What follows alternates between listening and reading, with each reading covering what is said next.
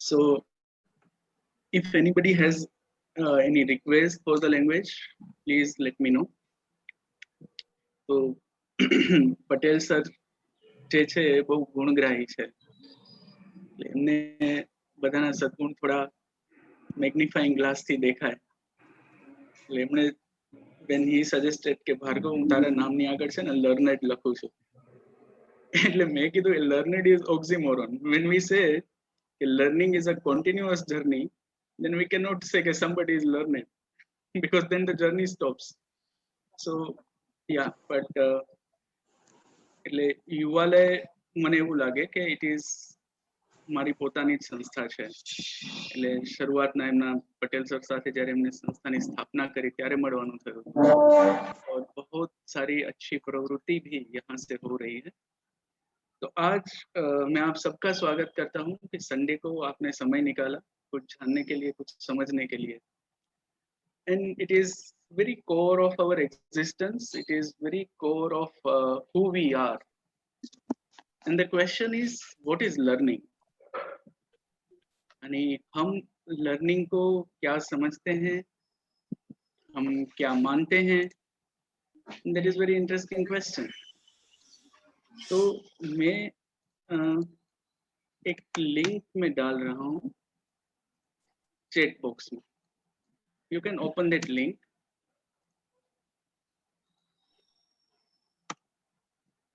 And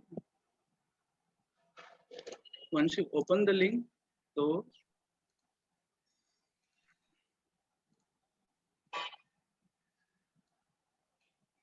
अच्छा, my screen is visible. Hello. Yes.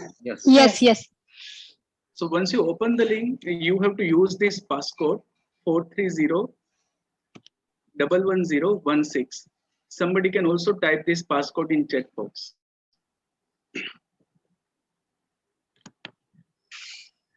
But sir, there is another password seen when we click on that ID. So once you click on the link, it will ask for the passcode, and that passcode is visible in here on the screen. But you can use this number 430111016. तो वो screen पे आपको एक question दिखाई देगा कि what is learning, और एक शब्द में आपको जो भी लगता है वो आपको वहां पे टाइप करना है. What do you mean by learning? Learning से आप क्या समझते हो?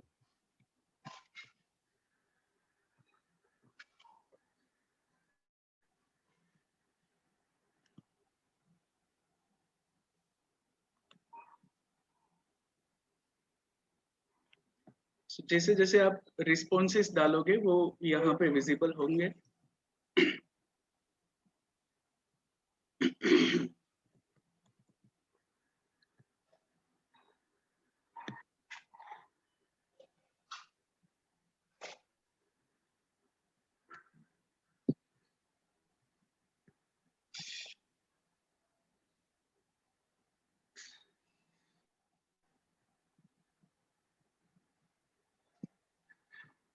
So there are some beautiful responses. आप में से कोई ये स्क्रीन को इंटरप्रेट करना चाहेगा कि कैसे कैसे रिस्पॉन्सेस आ रहे हैं? Somebody of you would like to volunteer ये स्क्रीन देख के? Yes, sir. Can I volunteer? Please. Yeah. So it is written there that getting knowledge, curious about something, gain knowledge, internalizing, change of behavior, being wise, and there are many more. Expanding, understanding, knowledge gain, being wise, cultivate concept, grow, to absorb knowledge, knowing, and there are many more. It is keep changing. Thank you. So Bhargavbhai, કોઈ annotate કરે છે તમને બધાને stop કરતા આવડશે? મોર આગળ 3 dots છે ને ત્યાં આગળ ડિસેબલ એનોટેટિંગ કરી શકશો, એ જરા કરી લો ને. Okay. So thank you. And you can also remove this thing. At the same place, you'll see the option of removing these things. I think that is fine. तो Okay. ऐसा तो है कि हम सब कुछ हमारे सबकी कुछ ना कुछ लर्निंग को लेके समझ है और all these responses in a way is indicating something. Learning is new knowledge, change of behavior. I think that's beautiful. Curious about something. हम अनुभव करते हैं, internalize करते हैं, आत्मसात करते हैं. Change in attitude. So when I'm seeing these words, ये सारे responses को हम जब देखते हैं, तो कुछ चीजें जो रिपीट हो रही है और हम सबको लगता है कि learning is something which changes, वो एक परिवर्तन लेके आता है और तभी हम कहते हैं कि वो लर्निंग है. तो मैं यहाँ पे ये प्रेजेंटेशन यहाँ पे स्टॉप कर रहा हूँ. एंड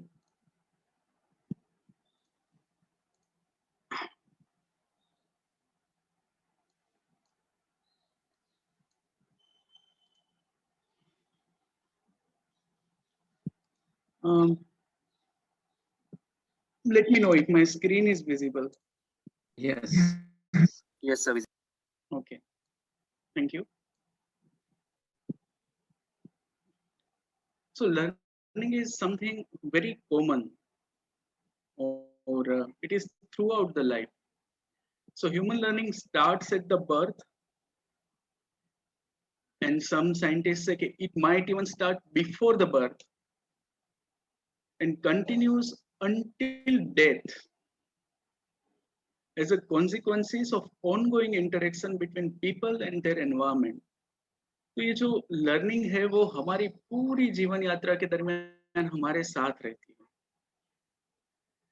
So जब तक as a human being, as a consciousness, we interact with our immediate environment, that interaction has potential to give birth to the learning.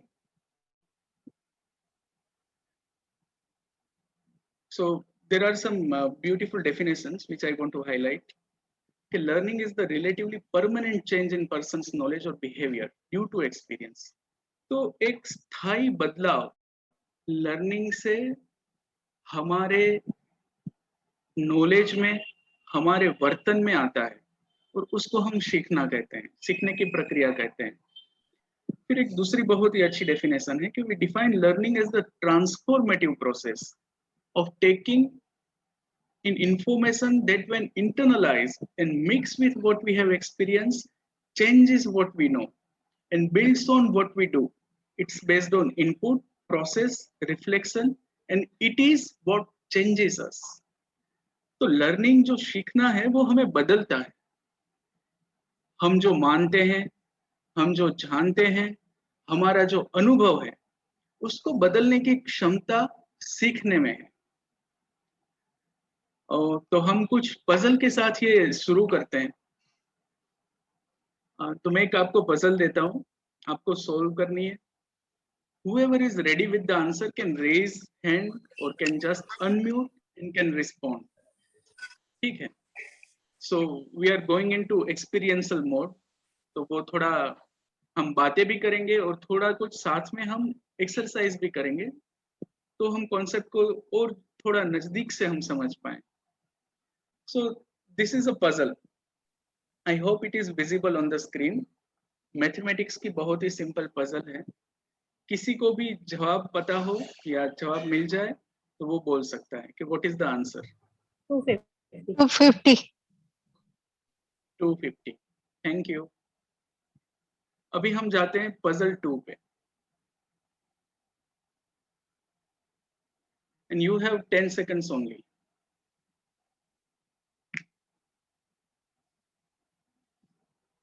आप कैसे सोल्व कर रहे हो उसके ऊपर कोई रिस्ट्रिक्शन नहीं है. आप चाहो ऐसे ये पजल को सोल्व कर सकते हो. Honestly, 10 seconds कम होती है. That is just to create some pressure. Actually ये एक्सरसाइज का पॉइंट ये है कि इसके जवाब में मजा नहीं है. अच्छा, so we started getting answer in chat box. If somebody can read.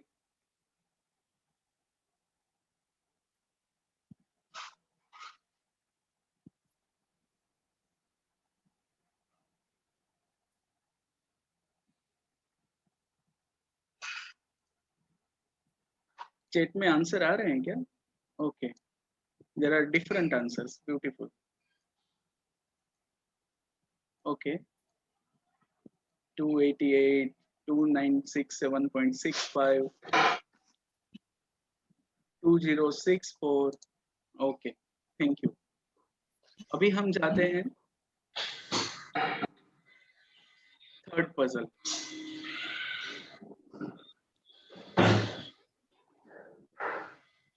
So doing this exercise is very important. यानी ये करोगे तो आगे की बात आपको समझ में आएगी अच्छे से.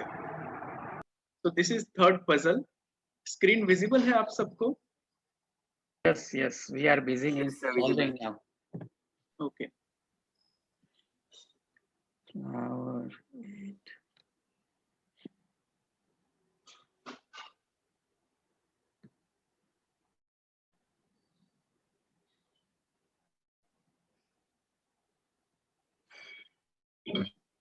8. Thank you. 85. There is also answer 55, 85, 22. Thank you. Thank you for all your answers.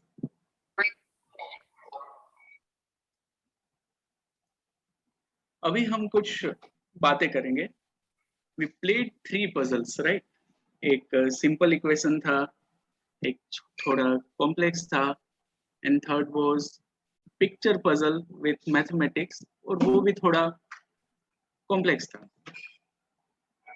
So my question is, which puzzle was easy for you? Puzzle number 1 or puzzle number 2? We played 3 puzzles, right? One was easy. Okay, thank you. How did you solve the puzzle number 2? यानी समय तो बहुत कम था, 10 second ही थी, और equation था वो थोड़ा कॉम्प्लेक्स था, अनलेस मैथमेटिक्स आपको पसंद भी है और आप एक्सपर्ट हो. तो आपने वो Calculator. सेकंड पजल कैसे सॉल्व किया? Calculator. Thank you. And what was special in puzzle number 3? Puzzle number 3 में क्या था? Observation. Reasoning. Logic. Logical reasoning. Logical reasoning था. Observation. Observation. Logical reasoning. Thank you. So now see, learning is happening, right? आपने कुछ किया, हम उसके ऊपर बात कर रहे हैं. तो आज की जो पूरा सेशन है, it is on metacognition. तो metacognition है क्या, वो हम समझने की कोशिश कर रहे हैं, right? So फ्लेवल करके एक साइंटिस्ट थे, साइकोलॉजिस्ट. उन्होंने पहली बार ये मेटाकोग्निशन शब्द का उपयोग किया. And he said, I'm engaging in metacognition if I notice that I am having more trouble learning A than learning B, right? If it strikes me that I should double check C before accepting it as a fact. तो बहुत सारे दोस्त हैं, तो मैं इसका थोड़ा हिंदी भी करता जाऊंगा. तो फ्लेवल ने कहा कि जब मैं मेटाकोग्निशन करता हूं, ऐसा हम कब कहेंगे? तो जब मुझे पता चलता है कि एक टास्क से दूसरा टास्क करना ज्यादा मुश्किल था, या तो मुझे पता चलता है कि टास्क बी करने से पहले मुझे टास्क सी को डबल चेक करना था. तो जब भी मैं ऐसी कोई प्रक्रिया में एक्टिव हूं, तब कहते हैं कि मैं मेटाकोग्निशन कर रहा हूं. तो आपको क्या लगता है जब आप मुझे जवाब दे रहे थे कि आपको कौन सी पजल इजी लगी, कौन सी पजल डिफिकल्ट लगी, तो आप क्या कर रहे थे?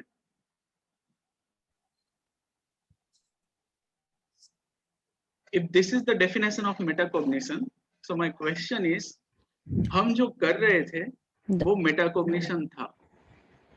तो जब भी हम सोचते हैं हमारे सीखने के तरीकों के ऊपर, जब भी हम सोचते हैं कि हम कैसे सोचते हैं, दैट इज कॉल्ड मेटाकॉग्निशन।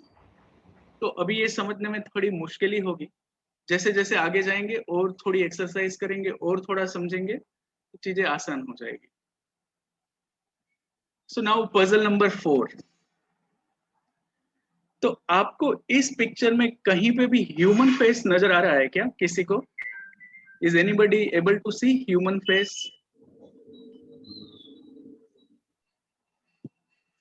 जो आपको दिख, ओके। इज एनीवन देयर जिसको ह्यूमन फेस यानी कोई मनुष्य का चेहरा इस पिक्चर में नजर नहीं आ रहा है? ऐसा कोई है क्या? तो जिसको नजर नहीं आ रहा है, how they will engage with this puzzle? यानी कोई मेरे साथ बात करेगा, वो ह्यूमन फेस ढूंढते Absolutely, by observing. कर रहे हो? या so can we go into details?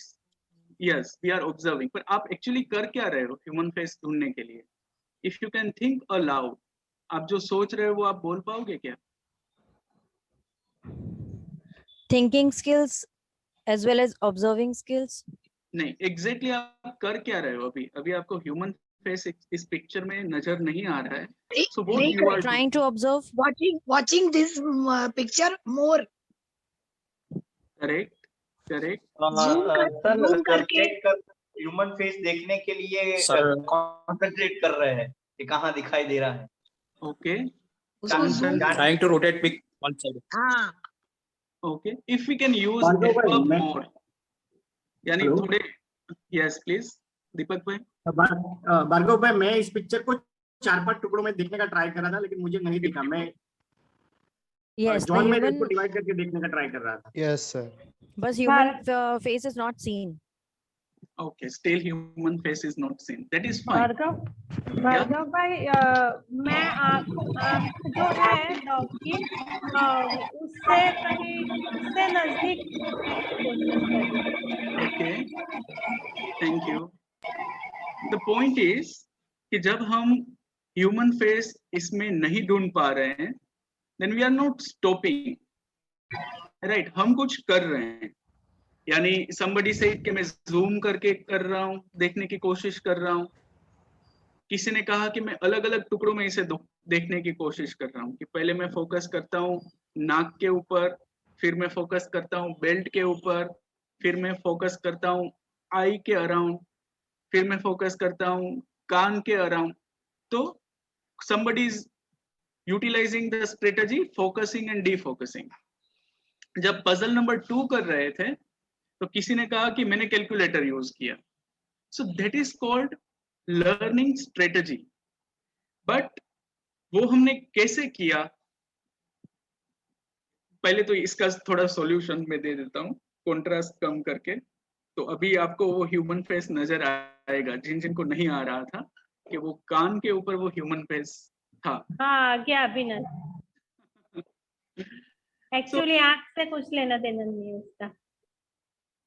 The point is, some debrief question for this puzzle is how we started and how we approached this puzzle. What was our strategy? जब हम वो चेहरा नहीं देख पा रहे थे तब हमने क्या किया? Rotated the picture. Correct. We tried to rotate the picture also. And the point is, have you tried to change your strategy if it didn't work? यानी somebody was telling कि I tried zooming in, तो मैंने zoom in करके try किया, but फिर आपने नहीं मिला आपको, तो क्या आपने स्ट्रेटजी चेंज करने की कोशिश की? Right? I tried to rotate from all the angles to see if I can find out a human face, but Correct. still I couldn't. Oh, that is fine. The point is how we are engaging in learning, how we are engaging in doing something, and while we are doing something, how we are interacting with our mind while the process is live, right? So question is, जब ये आप puzzle solve कर रहे थे और मैं साथ साथ में अभी कुछ बातें भी बोल रहा हूँ, right? I'm talking about learning strategies. I'm talking about we change strategy. So my question is, what is your learning? यानी ये एक पजल हमने सोल्व किया, नहीं भी कर पाए, जरूरी नहीं है कि लर्निंग तभी हो कि when we are successful. तो आपको क्या लगता है, आप इसमें से कुछ सीखे क्या? Anything you can derive out of this puzzle? जरूरी नहीं है कि कुछ हो, but still I'm asking question. If somebody want to express and share. Bhargava ji, Yes. what is my feeling is that negate करके जो है मैंने उसको ऑब्जर्व किया, यहाँ पे नहीं है, यहाँ पे नहीं है, यहाँ पे नहीं है. जैसे भगवान के बारे में भी कहते हैं ना कि नीति नीति. Okay. Okay. Anyone else would like to share? What is the learning of doing these 3-4 puzzles and listening to some words? Any connection? Anything you want to share? Yes. Yes, Bhargav bhai. Yeah. Initially I felt that because I is there, so human being, so I should search around the eye. So when I tried observing, then when I found out the image, I observed that it had no connection with the eye. It is separate than the eye. So the first strategy or the way I started thinking was not correct. Thank you, Rima.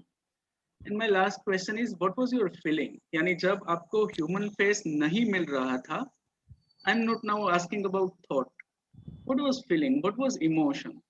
If anyone can reflect and can share, यानी frustration था क्या? वो restlessness आ रही थी क्या?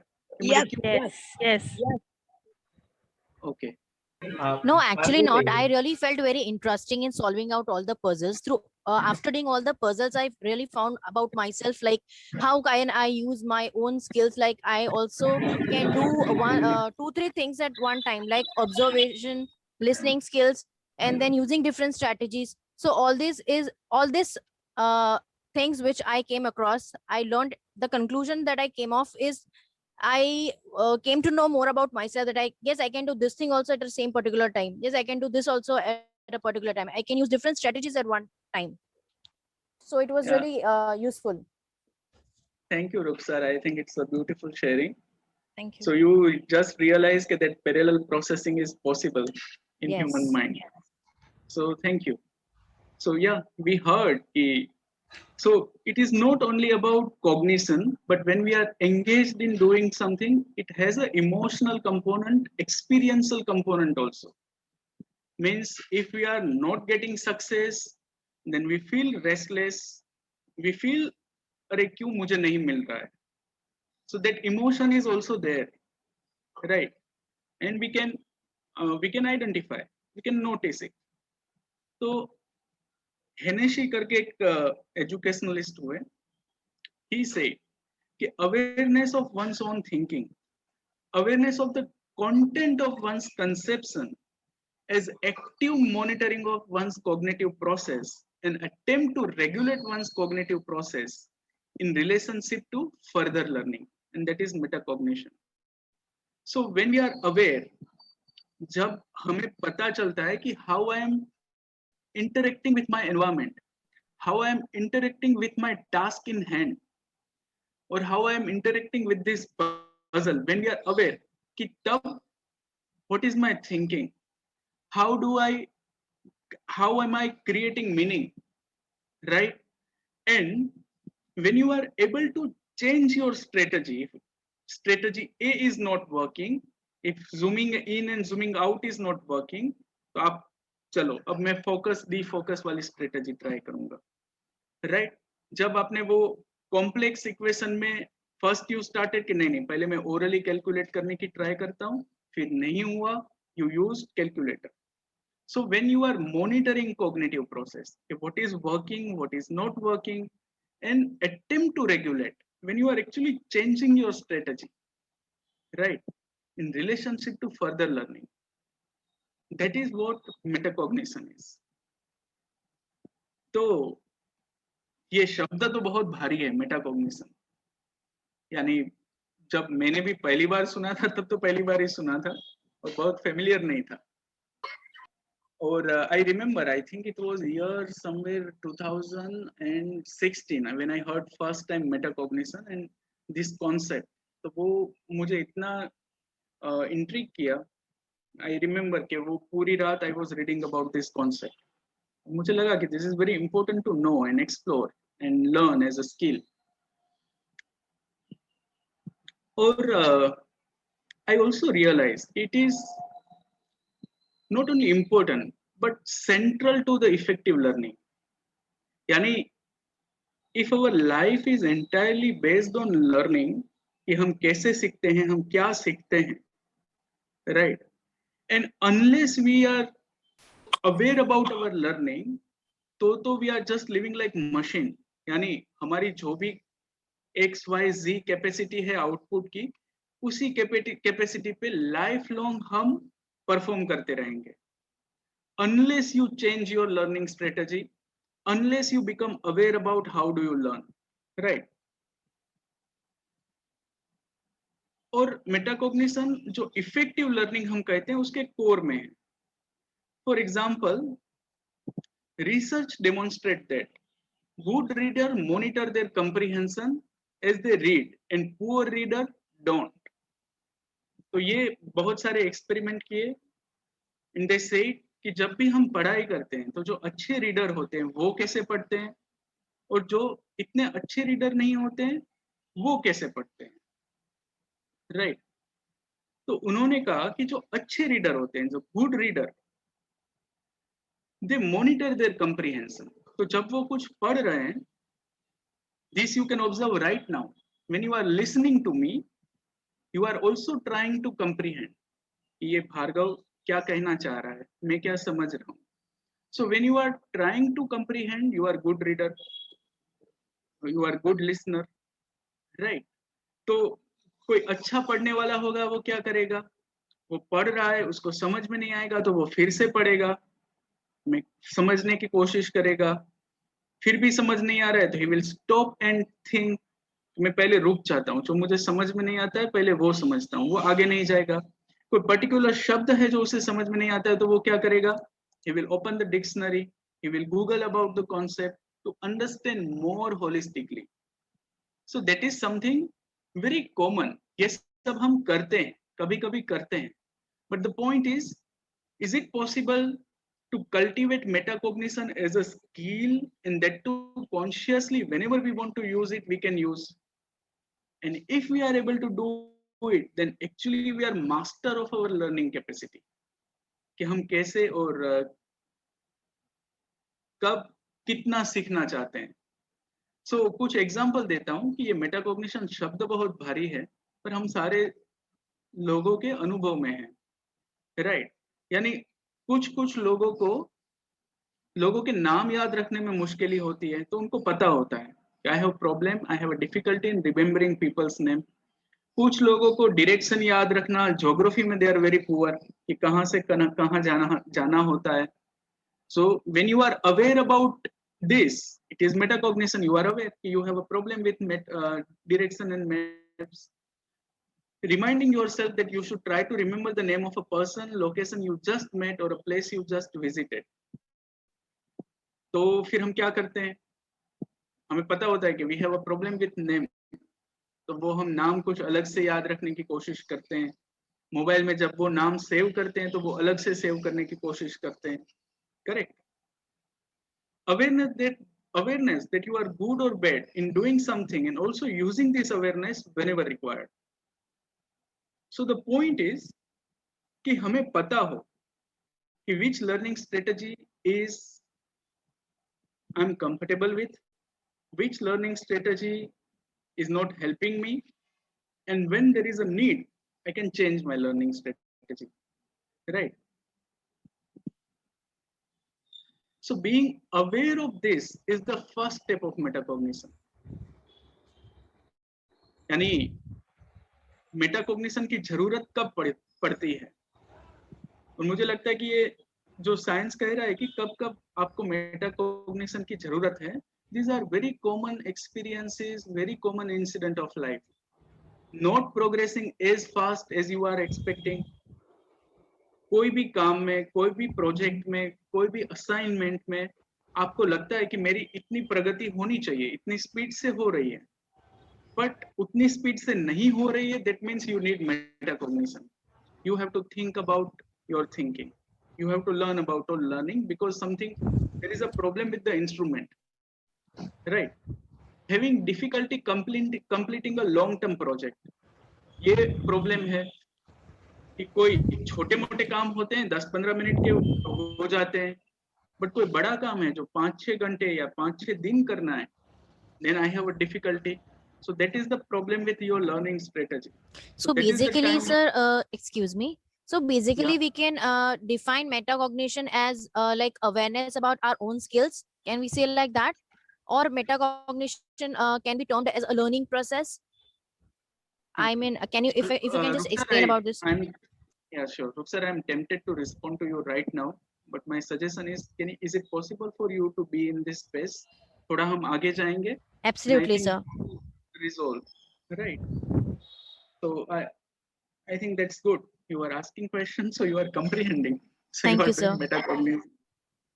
So when you need metacognition, when you get easily and frequently distracted, वो आज के समय में तो short term attention span is so common because of mobile. Our brain are wired कि वो 4-5 मिनट में चीजें बदलनी चाहिए. जिस तरह के हम WhatsApp में, Facebook में, Instagram में सब वीडियोस देखते हैं ना, it changes in 2-3 minutes. So attention span is now our attention span is decreasing. So when you are not able to focus, you need metacognition.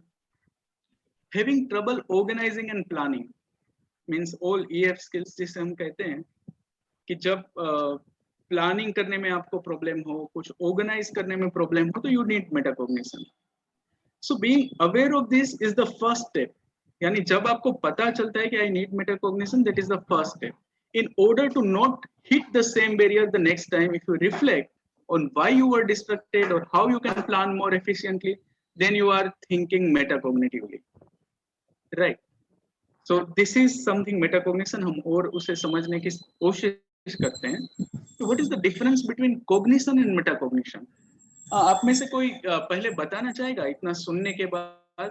Do you have any response कि cognition और metacognition में क्या फर्क हो सकता है?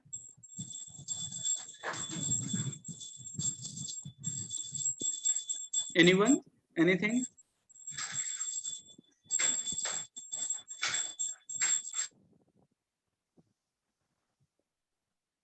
तो ये समझने की कोशिश करते हैं. पहले तो कॉग्निशन हम किसे कहते हैं? So cognition is basic mental abilities. We used to think, we study, we learn. When we think, when we study, when we learn, all this is considered cognition, right? जैसे कि मैं आपको बोलूं कि आपने कौन सी स्कूल में से पढ़ाई की थी, हाई स्कूल आपने कहां से किया था. So recalling information from memory is cognition. Analyzing sound and images, right? तो कोई साउंड, कोई सॉन्ग बज रहा हो और फिर आप बोलो कि ये कौन सी मूवी का सॉन्ग है, so that is cognition. Making associations, that is also cognition. Comparing, यानी कौन छोटा है, कौन मोटा है, कौन पतला है, कौन ज्यादा सही है, कौन ज्यादा गलत है, जो हम कंपैरिजन करते हैं. When we are using our mind for comparison, it is called cognition. Finding out contrast, right? यानी दोनों को साथ में रखते हैं तो कौन अच्छा दिखता है. Making inferences, यानी रास्ते गीले हैं तो बारिश हुई होगी, धुआं निकल रहा है तो कहीं आग लगी होगी. So it is all logical deduction, all this considered cognition. But आज हम जिसकी बात कर रहे हैं वो metacognition क्या है? But when you are thinking about one's own thinking or learning, then it is metacognition, right? Example क्या है कि thinking about one's own cognition, कि मुझे क्या समझने में मुश्किल हुई, मुझे समझ में नहीं आया तो मैंने क्या किया, मैंने जो किया was it effective or not effective. जो मैं कर रहा हूँ वो मैंने पहले कभी किया है कि नहीं किया है, राइट? ये मैं काम करने जा रहा हूँ तो what all prerequisites I will be needing, right? Planning how to approach a learning task, right? So ये मैं कुछ काम करने जा रहा हूँ, ये बुक पढ़ने जा रहा हूँ, तो I will be needing a dictionary, तो मैं डिक्शनरी साथ में लेके बैठूंगा. I am giving very very trivial example जो बहुत कॉमन है, बट इस एग्जांपल को we can extend to all our experiences. Selecting appropriate skills and strategies, कि ये काम के लिए मुझे कौन सी स्ट्रेटजी और कौन सी स्किल यूज करनी है. मॉनिटरिंग वंस ऑन कंप्रीहेंशन, जो एग्जांपल मैंने पहले दिया था कि मैं आई एम रीडिंग, राइट, मुझे पता है एग्जाम है, so I am reading but I am not comprehending. तो मैंने पूरा चैप्टर तो पढ़ लिया, बट चैप्टर पढ़ने के बाद मुझे कोई पूछेगा या मुझे एग्जाम में पूछेगा या वाइवा में पूछेगा तो I won't be able to respond. तो आई रेड बट वो कंप्रीहेंड नहीं हुआ. So when you realize I am not able to comprehend, I have to change my learning strategy, I have to ask for help, or I have to do something. That is metacognition. Self-assessing in response to the progress. And you are checking the progress. Okay, I have to complete this task in 2 hours. मेरे पास 2 ही घंटे हैं, तो 2 घंटे में मुझे 20 pages पढ़ने हैं, तो क्या मैं एक पेज में आधा घंटा डालूंगा? So that is self-assessment. If I am reading 1 page in half an hour, then I won't be able to complete 20 pages in 1 hour. As simple as that. Becoming aware of distracting stimuli. यानी when you realize कि जब मेरा mobile मेरे साथ में होता है तो मुझे 5-5 मिनट में वो मोबाइल देखने की इच्छा होती है. तो क्या आप ऐसा कर सकते हो कि मोबाइल को आपने साइलेंट कर दिया और दूसरी जगह पे रख दिया? So becoming aware of distracting stimuli and acting on it. Self-correcting in response to the self-assessment. Now this self-correction is very much important. When you realize that something is not working, you have to correct it. So this is basically difference between cognition and metacognition. So is it helping? मैंने थोड़ा ज्यादा बोला है, मैं पूछना चाहूंगा कि ये आपको समझ में आ रहा है कि कॉग्निशन और मेटाकॉग्निशन में क्या फर्क है? Yes, yes. Absolutely. क्या है? So what भार्गव is- भाई, Yes, please. जो सिंपल वाली पजल सॉल्व की वो कॉग्निशन, उसके बाद जो किया वो So yeah, so solving puzzle is not metacognition, but while you are solving puzzle, you are aware that you are solving puzzle, you are aware that what is working and what is not working, you are able to change your learning or puzzle solving strategy. That is metacognition. Now the problem is most of the time we are not able to think about our thinking. Most of the time we are not knowing about how am I knowing, how am I interacting. We are actually auto-wired. यानी हमें ऐसा false एक पता होता है कि मैं कर रहा हूँ, but हम aware नहीं होते हैं. हम very consciously हमारी learning process को monitor या correct हम नहीं करते हैं. But when you are aware, when you are engaged in that, when I ask you questions कि आपने कौन सी स्ट्रेटजी यूज की, आपने, और तब जब आप रिफ्लेक्ट कर रहे थे स्ट्रेटजीज के ऊपर, जब आप रिफ्लेक्ट कर रहे थे कि when I was not able to solve, तो मेरा एक्सपीरियंस क्या था, मेरा इमोशन क्या था, that was part of metacognition, right? So you are engage with yourself to successfully interact with environment. That is metacognition. So it is knowing about knowing, it is thinking about thinking, it is learning about learning. ये मैं फिर से एक बार बोलता हूँ क्योंकि ये बहुत जरूरी है. So metacognition is knowing about knowing. It is not knowing about USA, it is not knowing about UK, that is cognition. But when you know, how do you know about USA, how do you know about UK, then it is metacognition. It is thinking about thinking. It is learning about learning. How am I learning? The way I learn, is it helpful? Is it effective? Right? So it is impossible to metacognitive without having different cognitive strategies to hand. Right? So metacognitive metacognition का access आप तभी कर सकते हो when you are actually engaged in some cognitive task, because meta means it layers और it is higher stage of development. So that is prerequisite कि आप cognitively if you are engaged then only you can exercise metacognition. और जब तक हम जिंदा हैं हमारा cognition जिंदा है, because through our consciousness we are continuously interacting with environment. हमारा ध्यान है कि नहीं वो अलग बात है, बट वो इंटरेक्शन तो है. यानी अभी आप जहां बैठे हो and if you just take your attention कि मैं जहां बैठा हूं तो वहां पे मुझे कितना प्रेशर फील हो रहा है, right? While I'm watching on this screen, तो मेरी आईज हैं वो स्ट्रेच हो रही है कि नहीं हो रही है, राइट? मुझे अभी पानी पीने की इच्छा है कि नहीं है. So that cognition is continuously happening. वो हो ही रहा है. The moment you throw attention there, it is visible to you.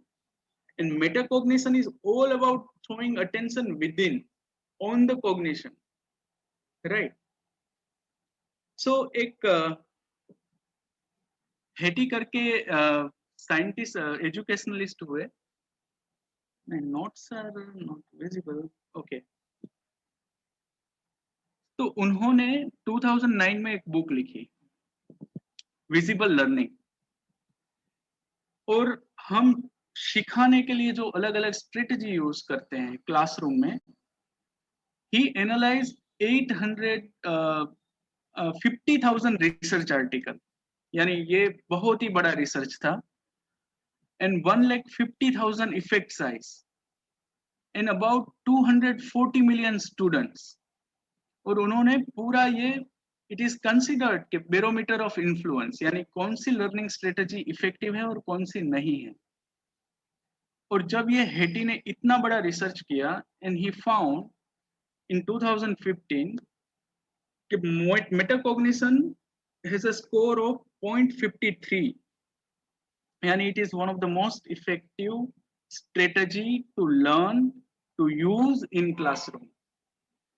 And how he defined, and I also recommend this visible learning for teachers. It's a wonderful book कि कौन सी strategy as a teacher as a parent भी हम use करते हैं बच्चों को सिखाने के लिए, और as a human being use करते हैं हमारे खुद को, हमें अपने आप को सिखाने के लिए. तो which strategies are effective and which are not.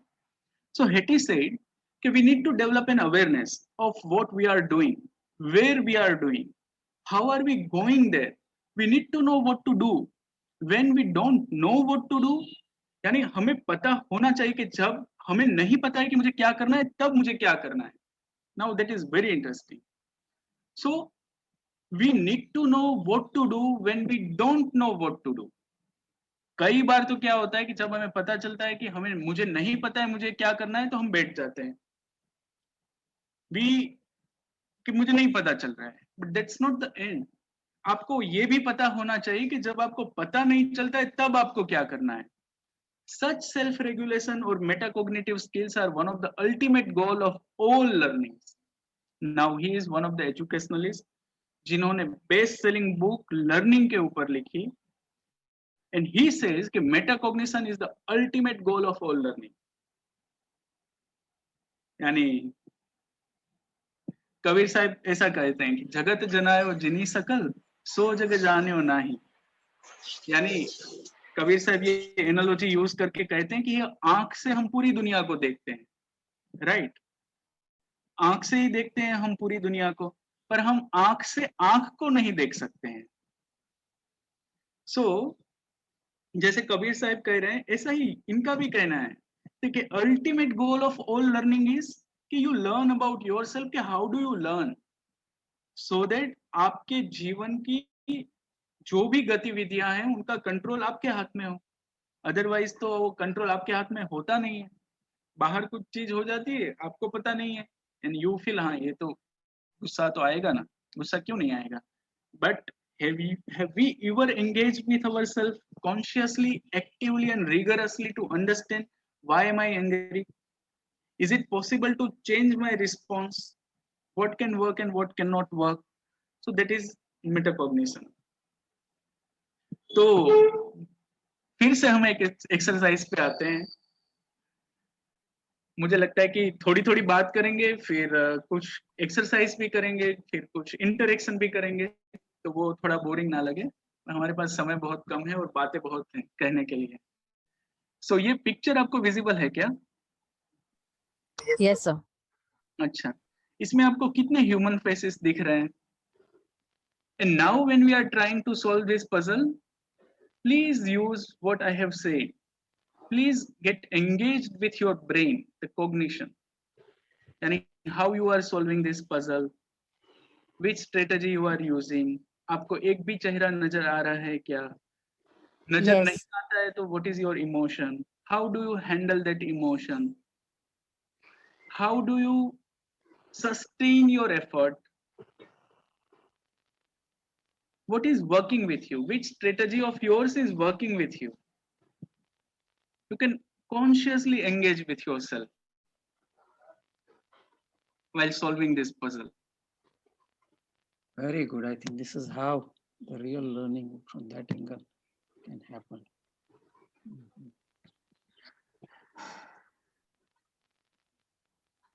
So now we are moving to next slide. तो ये इसके जवाब है कि वो कहाँ पे ह्यूमन फेस दिख रहा है, but that is not the point. हम पजल को तो एक इंस्ट्रूमेंट की तरह यूज कर रहे हैं, right, to understand metacognition, to practice it. So what is the response? Anybody would like to share? इस पजल के साथ एंगेज हुए हैं, सो what were dialogues inside your brain? What were you doing? What were you telling yourself? कोई कुछ share करना चाहेगा क्या? Yes, I was trying to see. I actually had a glance all over the picture to find out how quickly I can get the face. So I could see 3 faces. I could find 3 faces quickly. Okay, great. But Ruksar, one more Yes. question. Yes, sir. Is there a qualitative difference of doing this activity now और जो हमने पहले की थी? तो ये सुनने के बाद कि it is possible कि सिर्फ आप puzzle के लिए ही conscious हो, ऐसा नहीं, आप how you are learning, how you are interpreting, उसके लिए भी parallelly conscious हो सकते हो। Yes, तो वो absolutely. पहले We puzzle can. जो solve की थी और अभी जो solve हमने की, can you will you be able to articulate what is that qualitative difference you noticed? क्या था वो? Or anyone else would like to share?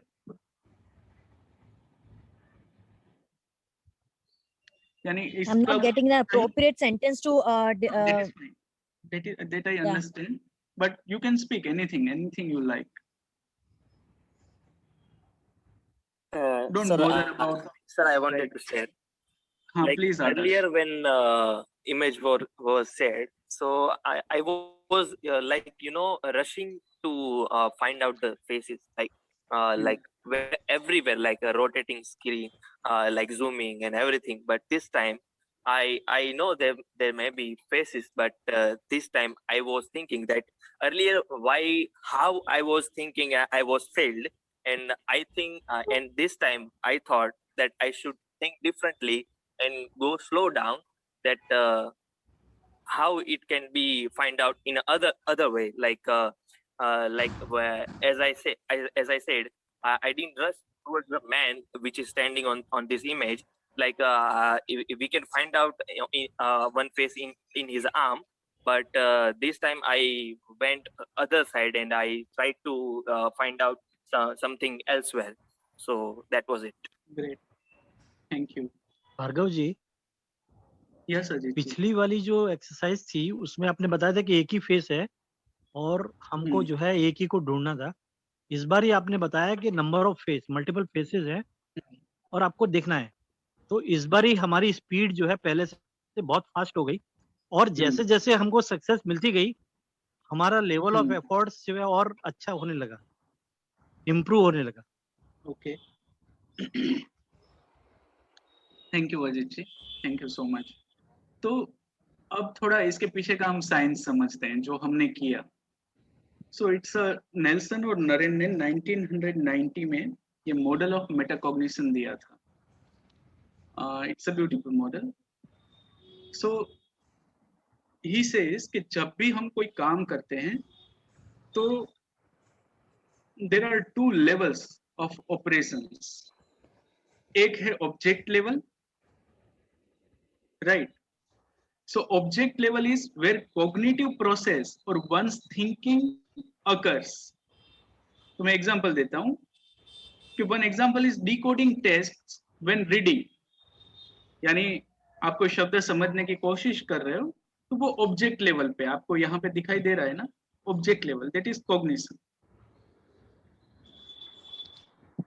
At the object level, cognitive strategies are used to help the learner achieve a particular goal, right? यानी object level पे जहां पे one's thinking is happening, and there is a second level of our thinking that is called meta level. The meta level is where thinking about thinking takes place, right? At this higher order level, metacognitive strategies are used to make sure the learner reaches the goal they have set.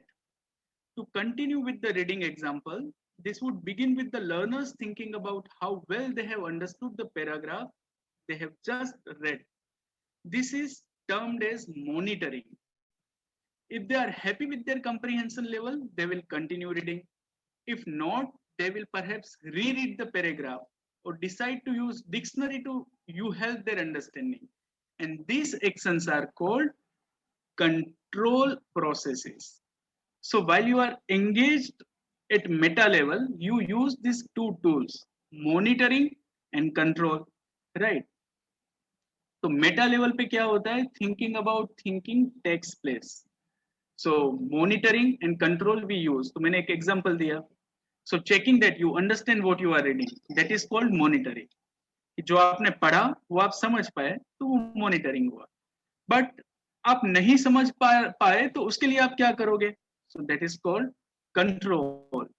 So these actions are called control processes as they are changing learners cognitive process or related behavior.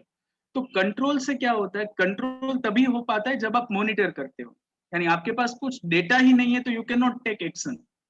So control is possible when you monitor, and monitoring is possible when you throw your attention there.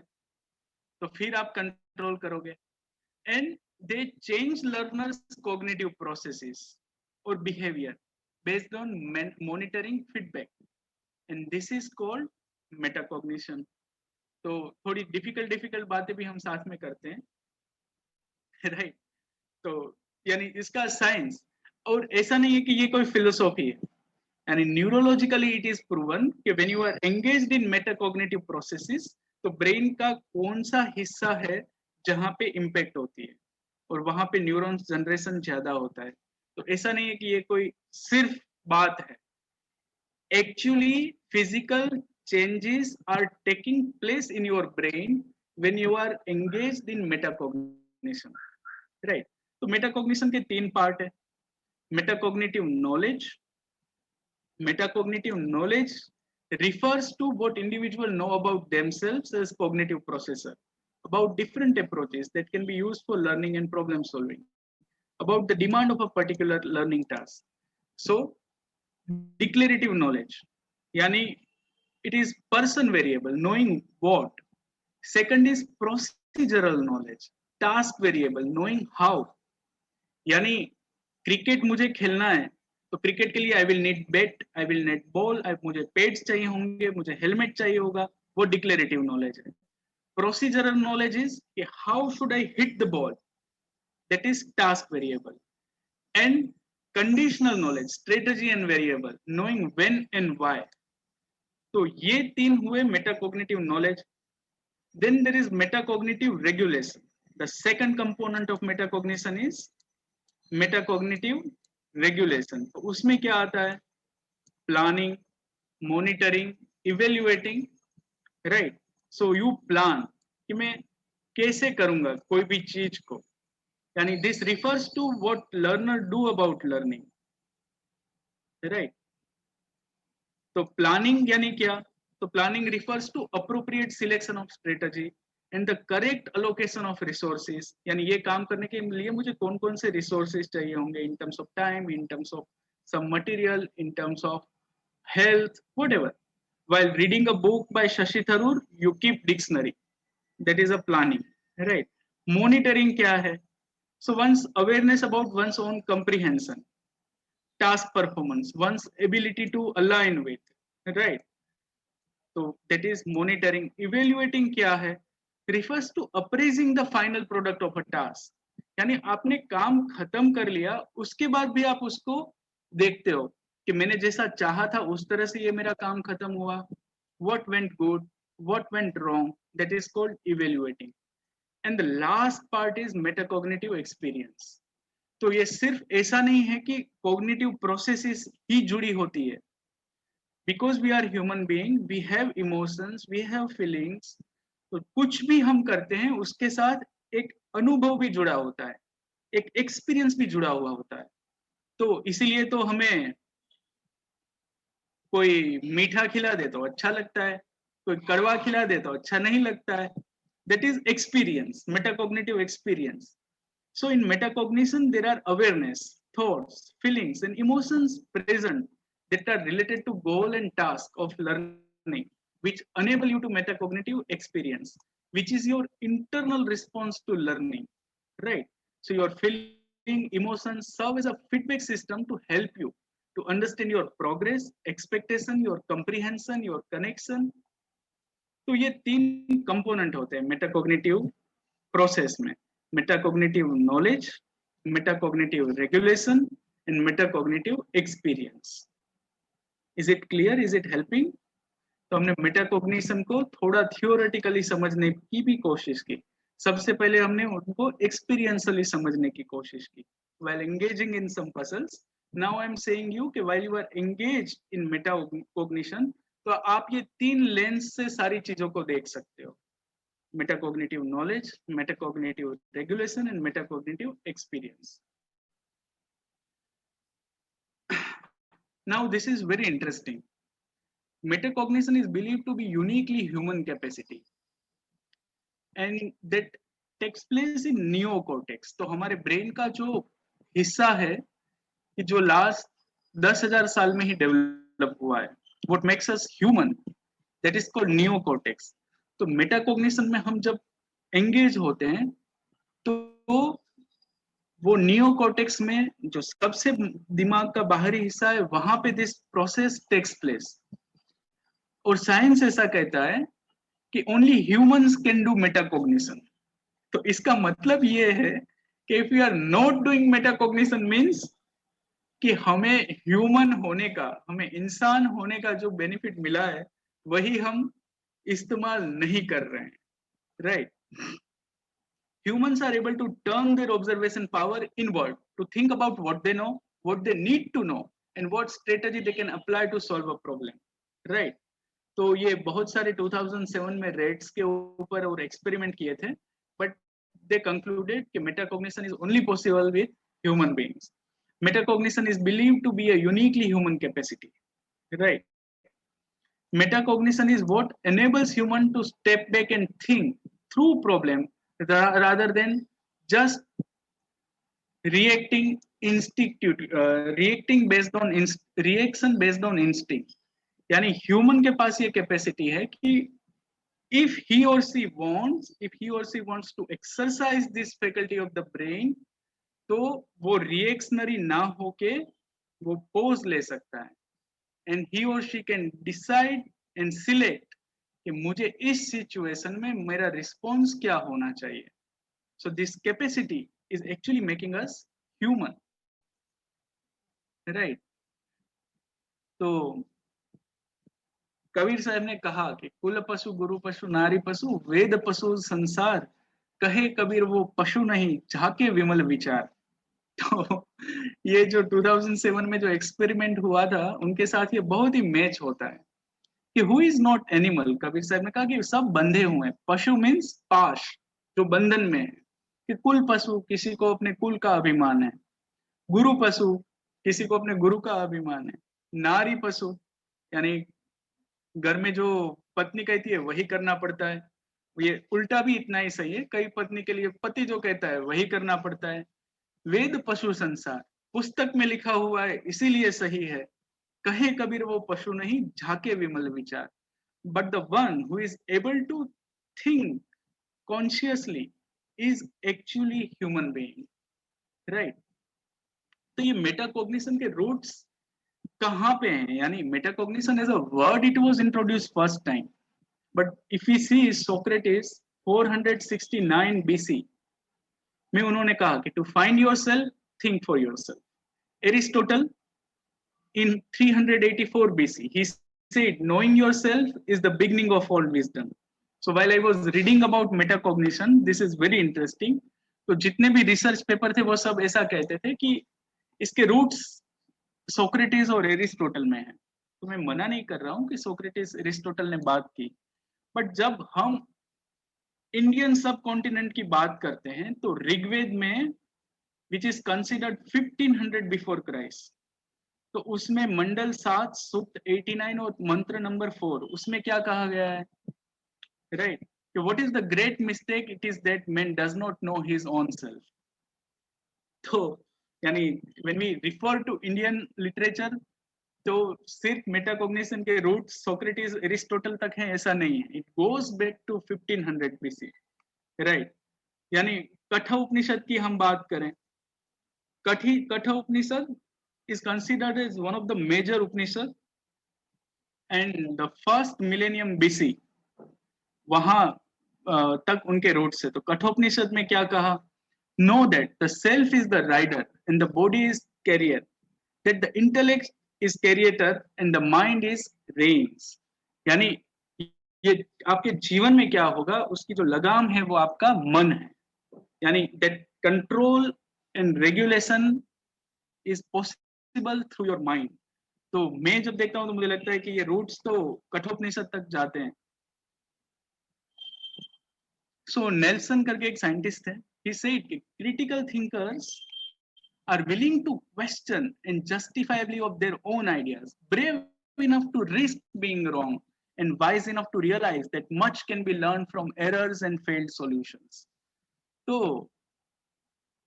Metacognition का मतलब ही यही है, यानी critical thinking का मतलब ही यही है कि आप अपने आप को ऑब्जेक्टिवली देखना शुरू करते हो। That's what Nelson is saying, you are willing to question the justifiability of your own idea, right? It means to learn awareness of one's strength and weakness with specific skill or in given learning context, right? So and this is possible only if the one becomes aware of his procrastination, one becomes aware of one's weaknesses, one becomes aware of one's strategies which are not working and takes control in planning, तभी वो हो सकता है। तो metacognition requires student to externalize mental event, यानी वो subjectivity में से ऑब्जेक्टिविटी पर हम जब जाते हैं तब ये मेटाकॉग्निशन इज पॉसिबल। ये मैंने आपको कहा था कि मेटाकॉग्निशन इज फिजिकल, यानी जब आप मेटाकॉग्निशन में एंगेज होते हो तो it alters your brain. So this experiment was done in 2010 in United kingdom, और वहां पे उन लोगों ने MRI किया कि जो मेटाकॉग्निशन जो कर रहे थे, एंड दे फाइंड कि there is a change in brain structure. तो फिर कुछ बेनिफिट्स हैं वो जल्दी से मैं बता देता हूँ, तो कुछ हम आगे और इंटरेस्टिंग बात भी कर पाए। तो ये जो सारी चीजें मैंने लिखी है that is based on many research findings, it is more important then IQ and EQ, it is most important factor for learning. ऐसा कहते हैं कि 40% तक हमारी जो लर्निंग है it is determined by metacognition. Metacognition determines learning performance to a large extent up to 40%, makes you an expert, makes you master of all, helps you manage distraction. The transition from I can't to the how can I, that is only possible through metacognition। जब भी आप कहते हैं ना I can't, तो वहां से how can I वो कब हो सकता है? when you engage with yourself, when you question your strategy, when you are interested in finding new strategy, तब वो ट्रांजिशन होता है from I can't to how can I। तो the absence of metacognition connect to the research done by Dunning and Johnson. Why people fail to recognize their own incompetence. तो ये एक बहुत ही मस्त interesting research हुआ था.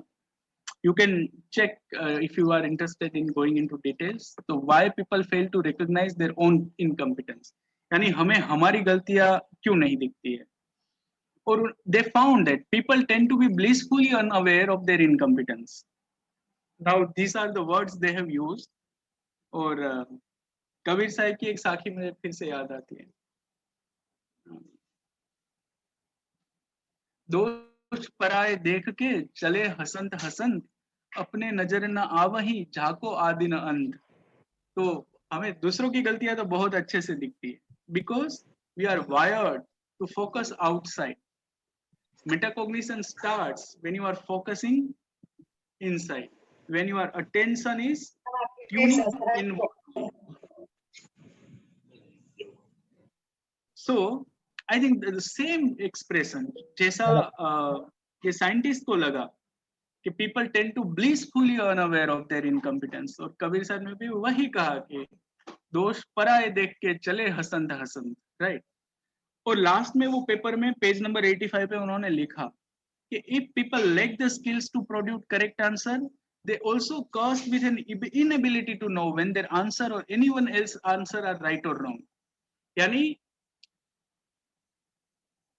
आपको यही पता ना हो कि सही जवाब, आपके पास यही क्षमता ना हो कि सही जवाब क्या हो सकता है, तो आपको कोई ज्ञान भी दे दे तो आप कैसे डिसाइड करोगे कि what is right and what is wrong. और ये बहुत ही लॉजिकल बात है.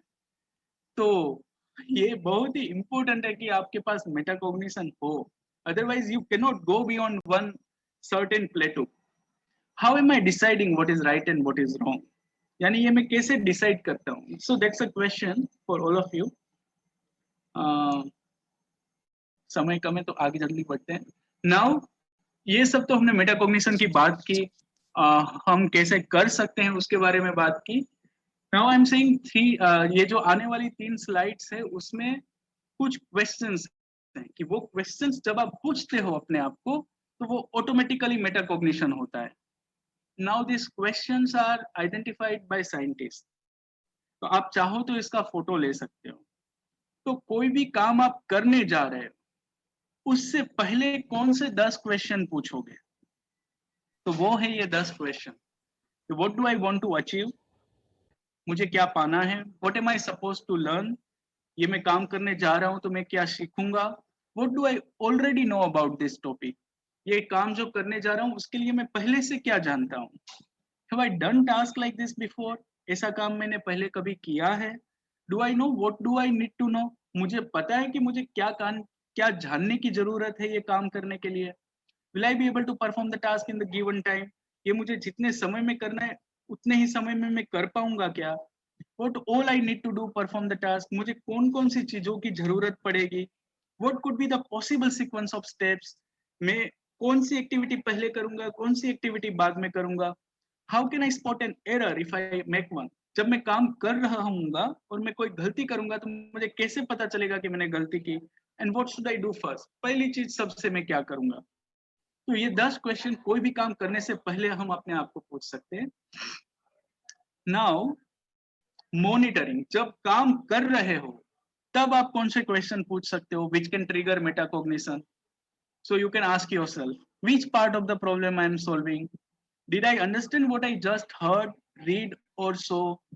What that is called comprehension. What can I do if I don't understand, what information is important to remember, how am I doing, am I on the right track, should I adjust the pace of my working or learning, is the strategy that I am using is working, do I need to try something different, what should I do next.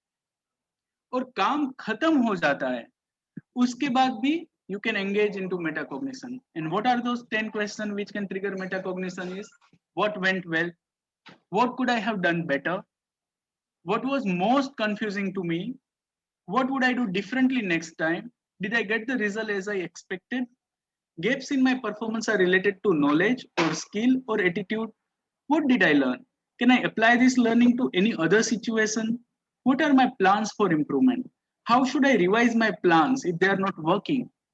तो जब ऐसे questions पूछते हैं कोई काम कर लेने के बाद, तो मेटाकॉग्निशन होता है। अभी ये सुनने के बाद तो लगेगा ये क्वेश्चन तो सारे हमें पता है, बट हर एक मेडिसिन का गुणधर्म ऐसा होता है कि कोई भी मेडिसिन आप मेडिकल से खरीदते हो तो फायदा नहीं होता है, आप उसको लेके घर पे आते हो तो भी फायदा नहीं होता है, आप मेडिसिन को तोड़ते हो तो भी फायदा नहीं होता है, पर वो मेडिसिन जब गले के अंदर जाती है तब फायदा होता है।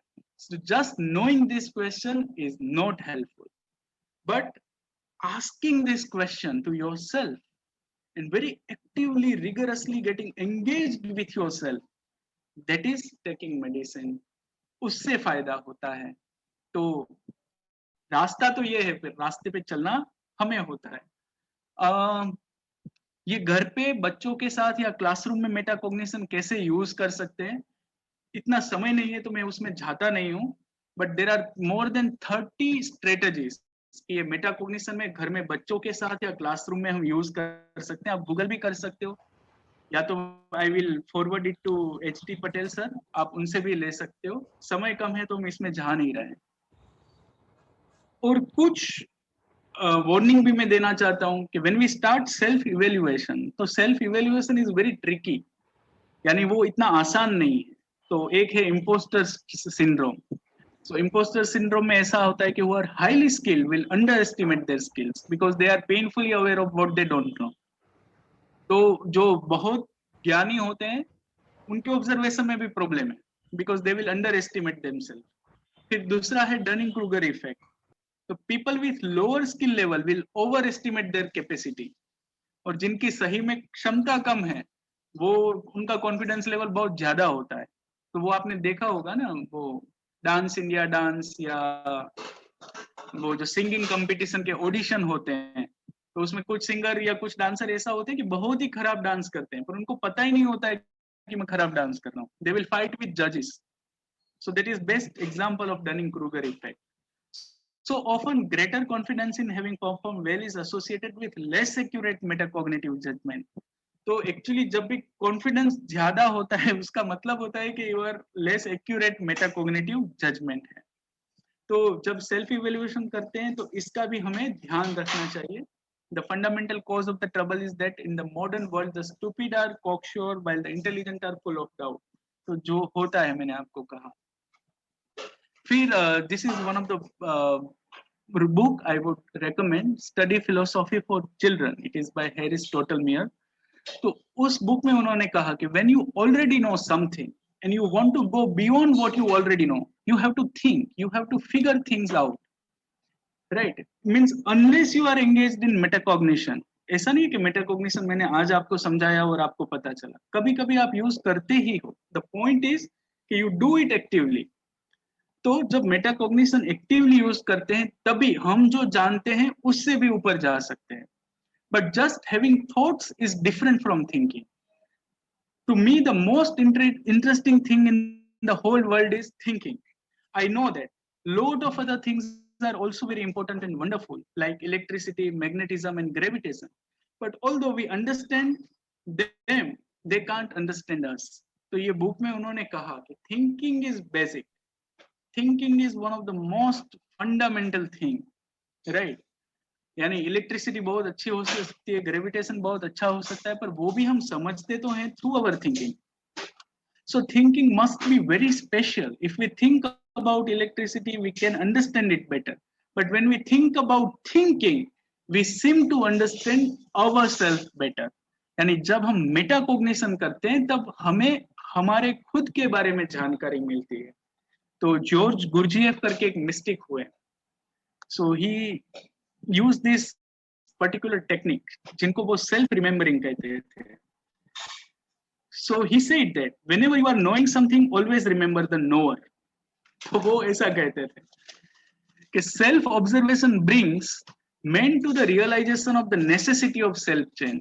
यानी सेल्फ ऑब्जर्वेशन के बिना तो आपको पता ही कैसे चलेगा कि आपको बदलने की जरूरत है, नहीं पता चल सकता, right? And in observing himself, a man notices that self-observation itself brings about certain changes in his inner processes. अभी ये मिस्टिक थे, उन्होंने कहा यही 2007 में MRI से पता चला कि जब आप सेल्फ ऑब्जर्वेशन करते हो तो आपके अंदर कुछ परिवर्तन होने लगता है. He begins to understand that self-observation is an instrument of self-change, a mean of awakening. यानी आप जब तक स्व निरीक्षण नहीं करते हो, आत्मनिरीक्षण नहीं करते हो, उसी का नाम मेटाकॉग्निशन है, तब तक परिवर्तन नहीं होता है, तब तक परिवर्तन पॉसिबल नहीं है. तो समय बहुत कम है, सो हम थोड़ा और जल्दी से आगे जाते हैं. यहाँ पे बहुत कुछ बातें हम कर सकते थे. सो what is metacognition and mindfulness? Right, mindfulness is now very popular word, यानी वेस्ट में तो काफी स्कूलों में भी यूज होता है, मेटाकॉग्निशन भी यूज होता है. तो mindfulness is a state of consciousness involving consciously attending one's moment to moment experience. तो उसे वो सम्मा सती, लॉर्ड बुद्धा ने उसे कहा सम्मा सती है, सम्यक स्मृति. स्मृति means awareness of your experiences. तो माइंडफुलनेस also helps metacognition. तो कुछ questions मैंने दिए. Now then I said कि self observation helps metacognition. Then I'm saying mindfulness helps metacognition. Right? Mindfulness involves developing awareness and acceptance of constantly changing experiential phenomena such as cognition, emotion, sensation, and external stimuli. So that is what actually metacognition is. This self-remembering Buddha calls samma sati, right mindfulness. और Krishnamurthy calls it choiceless awareness. The Upanishad calls it sakshi bhava, witnessing. Gurdjieff calls it self-remembering. But they all mean the same thing. कि आप अपने बारे में जागरूक हो जाओ. Meditation की बात करते तो meditation is also very helpful. Meditation is a process for resting the mind and attaining a state of consciousness that is totally different from the normal waking state. The term meditation is now loosely used to refer large number of diverse techniques. अब तो हर एक चीजों में meditation ऐसा word use करते हैं. But meditation means एक तो आप external stimuli को थोड़ा रोकते हो, यानी आंख बंद करके आपकी body movement नहीं हो रही है, ऐसे बैठते हो, so that you have a better space to observe your thoughts, observe your emotions, right? So long time meditation practitioners have more accurate metacognitive awareness of their own performance. तो ये भी एक रिसर्च पेपर था जिनका finding था कि जो long time meditation practitioners हैं, यानी 5 मिनट, 10 मिनट, आधा घंटा या 1 घंटा, when you do it for more than 1 month or 2 months, तो मेटाकॉग्निटिव अवेयरनेस आपकी और आपका परफॉर्मेंस काफी इंप्रूव होता है. तो यही बात जय कृष्णमूर्ति जी ने कहा कि have you ever set very quietly with the closed eyes and watch the movement of your own thinking? कभी भी ऐसा आपने किया है क्या? शांति से बैठ के, बिना हिले डुले बैठ के आपकी थिंकिंग, आपके विचारों को आपने देखा है क्या? Have you watched your mind working? Or rather, has your mind watched itself in its operation? Just to see what your thoughts are, what your feelings are, how you look at the trees, at the flowers, at the birds, at people, how you respond to suggestion or react to a new idea. Have you ever done this? यानी कभी भी आपने किया है? So J. Krishnamurti is asking this very profound question. तो अभी आप मुझे सुन रहे हो, तो ये शब्दों को सुन के आपको क्या हो रहा है? Have you ever asked that question to yourself? और यही बात शंकराचार्य जी ने कही. सो सेल्फ रेगुलेशन जो हम बात करते हैं कि मेटाकॉग्निशन के लिए self regulation is very important. तो उन्होंने कहे साधन चतुष्टय, the 4 tools of self regulation. वो कौन से हैं? विवेक, वैराग्य, षड्संपत्ति एंड मुमुक्षुत्व. विवेक मीन्स क्या? So discrimination between the real and unreal, permanent and impermanent. तो Shankaracharya, one of the master mind of this lane, he said कि आपको सेल्फ रेगुलेशन करना है. Okay, you need 4 tools, 4 apparatus आपको चाहिए. वो 4, वो साधन चतुष्टय क्या है? तो कि पहला तो आपको मेटाकॉग्निशन करना है या सेल्फ रेगुलेशन करना है, यू नीड विवेक, यानी आपको डिफरेंशिएट करना होगा क्या सही है, क्या गलत है, क्या नित्य है, क्या अनित्य है. Second he said you need वैराग्य. व्हाट इज वैराग्य? So it is this passion for the sensual pleasures which helps to overcome distractions. यानी वैराग्य यानी when you are dispassionate about pleasure, तभी तो ऑब्जेक्टिविटी आ सकती है, तभी तो सेल्फ ऑब्जर्वेशन सही मायने में हो सकता है. फिर उन्होंने कहा कि यू नीड षड संपत्ति. षड संपत्ति क्या है कि 6 वर्च्यूज, 6 वैल्यूएबल वर्च्यूज। तो उन्होंने कहा सबसे पहले सम, पीस ऑफ माइंड, यानी आपको मन को समझाना है तो शांति से समझाओ, मन के साथ बात करके समझाओ। फिर उन्होंने कहा दम, यानी mastery of external senses, training of senses, यानी आपको थोड़ा दमन भी करना पड़ सकता है। इच्छा तो हो रही है कि मुझे अभी बाहर जाना है, पर अभी लॉकडाउन है, नहीं जाना है, तो दम करना पड़ेगा। उपरति, द थर्ड संपत्ति इज उपरति, turning the mind inward, tuning away from the object. जहां से वो स्टिमुली आ रहा है वहां से मन को हटा लिया और अंदर ले गए। देन द फोर्थ इज तितिक्षा, दैट मीन्स तपा, सहन करना, यानी इलेक्ट्रिसिटी गई, एसी चालू नहीं हो रहा है, दोपहर है, बहुत गर्मी हो रही है, बट यू आर डिसाइडिंग कि ओके गर्मी हो रही है, I am not going to complain about it, I am not going to become restless about it, मैं सहन कर लूंगा, तो उसे कहते हैं तितिक्षा। देन ही सेड श्रद्धा, द फिफ्थ संपत्ति, दैट इज कि ऐसा तो पता नहीं है कि दुनिया में सारी चीजों को आपको पता चल जाएगा, कुछ ऐसी भी चीजें होंगी जो आप वेरीफाई नहीं कर पाओगे, तो दैट मीन्स श्रद्धा कि pending verification, you just hold your judgments कि अभी मुझे वेरीफाई करना बाकी है, बट आप मान्यता नहीं बना लेते हो कि मेरे अनुभव में ये नहीं आया तो वो हो ही नहीं सकता। दैट इज व्हाट श्रद्धा is. And the last is समाधान, दैट सिंगल पॉइंटेड कंसंट्रेशन। और चौथा tool, the fourth tool, Shankaracharya ji ने क्या कहा, मुमुक्षत्वम, self regulation is possible when you have that desire of liberation, यानी मोक्ष की इच्छा, मोक्ष मीन्स जिसके बंधन छूटे हैं, यानी मोक्ष means one who wants to go beyond one's own patterns, that is मुमुक्षत्व। तो आपको वो इच्छा होनी चाहिए। तो ये कुछ टूल्स थे, और ये स्लाइड के साथ हम यहाँ पे बात रोकेंगे आज के दिन में। पद्मनाभ साहेब ने कहा कि it is important for us to learn and to be able to do all the three. उन्होंने कहा कि हमारे लिए बहुत ही जरूरी है कि हम सीखें और हम ये नीचे की 3 चीजों को कर पाए। वॉच द थॉट्स, कि हम हमारे विचारों को देख पाए। इग्नोर द थॉट्स, यानी जो विचार हमें नहीं चाहिए उसको हम इग्नोर कर पाए। And also deliberately and actively create the thoughts when we need, और जो विचार हमें चाहिए उसको हम चाहें तब हम उनको उत्पन्न कर पाए। एंड पद्मनाभ साहिब सेड कि दिस इज टू थिंक, और इसी का मतलब है कि सोचना। तो thank you very much. This was something about metacognition. कुछ इमोशंस हो तो शेयर कर सकते हैं, कुछ कहना हो तो हम बात कर सकते So हैं। it was really very informative session. I feel like because